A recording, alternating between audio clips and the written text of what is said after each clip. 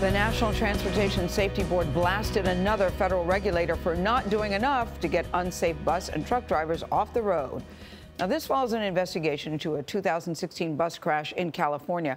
4 people died in this accident and 20 others were hurt. Investigators found that the driver was severely sleep deprived. They also concluded that the Federal Motor Carrier Safety Administration could have acted on safety issues, which may have prevented this crash.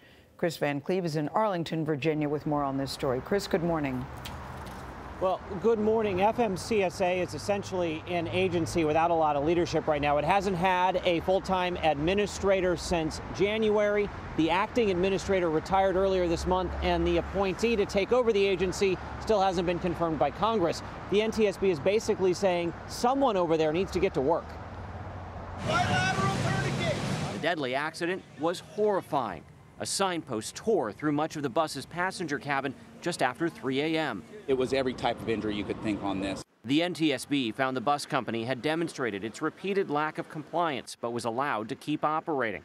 Shortly before the crash, it passed an inspection by the Federal Motor Carrier Safety Administration, or FMCSA, despite a virtual laundry list of issues. The NTSB also found drivers worked too many hours and falsified reports. It listed FMCSA's lack of oversight as a contributing factor in the crash. Are there unsafe drivers on the road today, and are signs being missed?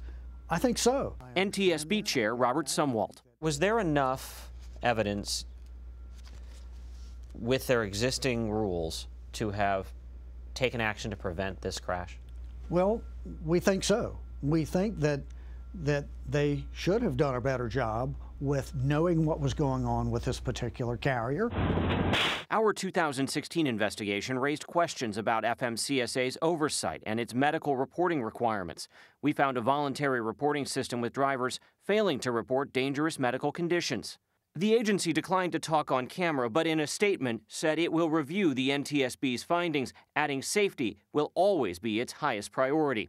The agency did eventually shut down the bus operator more than 2 months after the deadly crash. I think they need better regulations to enforce what they're doing, and they need to do a better job of doing what their regulations call for.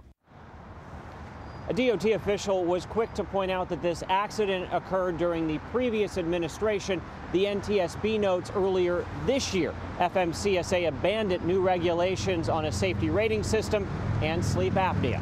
Norah? All right, Kris, thank you so much.